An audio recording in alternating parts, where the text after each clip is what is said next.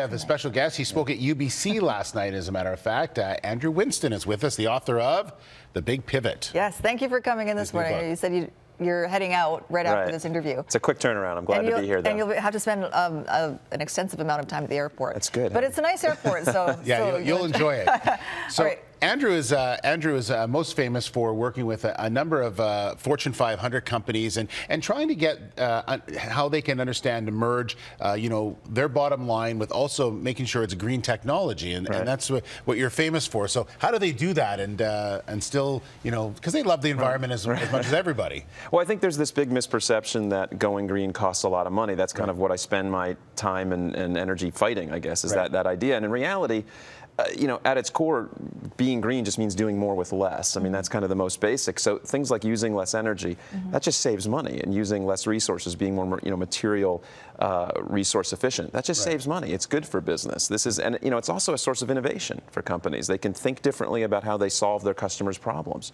and use this lens of how do we do things in a more efficient way. And you're talking about a wide range of things, very small day-to-day things that they can do, but also a much bigger picture with much bigger corporations as well. Right. I mean, my first book was called Green to Gold, and it was kind of a very, very blunt statement. It's good to go green. It gives you gold. It's, it was pretty basic. The Big Pivot is a kind of bigger statement about the scale of the challenges we're facing now. Things like extreme weather and climate change, resource constraints. The price of doing business is just flat out rising. Commodity prices are rising, and there's a lot of reasons for that. Demand from all over the world, and the weather is affecting our access to resources. So it's just harder to do business today in a more volatile world, and they have to think bigger about the systems that they're in and how they operate. Have you found over the years that you've been doing this that there has been a shift in corporate thinking toward a more sustainable way of doing business? I mean, I imagine that, I don't know how many years ago, maybe it was tougher to get them on side. Well, it is, and I think the shift has been subtle in some ways, but some of the argument we don't really have to have anymore. Again, this idea that you can save money by being more efficient,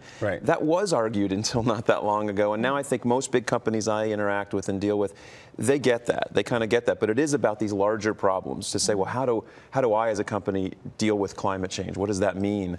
That's a big deal for them, right? To think, because they're focused on their business and the bottom line. And so how do you get involved in these much larger issues is a tougher question. And it takes, I think, thinking about the role in society that companies play in a much broader way. How do you sort of convince people to go that way when there is a lot of our dependence on natural resources is still so strong? Oil, all that. I mean, here in our province, we're about to step into liquefied natural gas, and that, as our premier said, is going to be the future of this project if they get everything together. But how do you sort of get to that point when we're still so dependent on all these fossil fuels and things like that? Well, there's there's going to be a transition like there is in any time in society. I mean, sometimes you'll see business say, oh, we can't go all renewables because we rely on fossil fuels. Well, no one's saying immediately shut off all fossil fuels and move to renewables. It's a transition.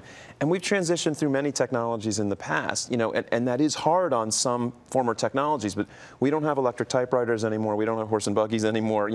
We move from technologies, and the companies that make the move or provide the new technologies usually do very, very well, right? There's Who was the toughest company that were surprised the most? That were surprised by the changes and how much money they could save and things like that. Well, there's been, I think in the U.S., I think people have been surprised to see Walmart as this big retailer that has taken on a lot of these initiatives. Sometimes just the things that make sense financially immediately, but that's a lot. And they've saved a fortune. And what's surprising to people is that they're the largest buyer of solar power in the U.S. outside of the military.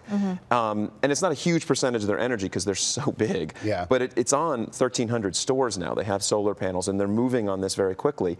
There's companies like IKEA that have kind of even more of a mission-driven approach, and they're using renewable energy for 70% of their electricity. So it's there's some going much further, but I think people are surprised by the big traditional companies like a Walmart that will do as much as they're doing. But it makes them, gives them, I don't know how much they use it in their marketing, but it would improve the public perception. I think it does. I think that helps. But what people don't realize is that they're actually not spending any more money for that renewable energy. There's a way to buy solar energy where you don't spend any more. You actually just pay for the power, and that's what they're doing, and that's what most companies are figuring out they can do. It actually allows them to use renewable energy without spending any more capital. Cool. Thank you so much for coming in. Glad to be here. Enjoy YVR. I will. That'll be important. And The Big Pivot is available in bookstores and online, of course, and you get that. Andrew Winston, thank you so much. Thanks so much for having me. And AndrewWinston.com is his website. Very easy to remember. That's right. All right, let's talk with Caitlin now about traffic.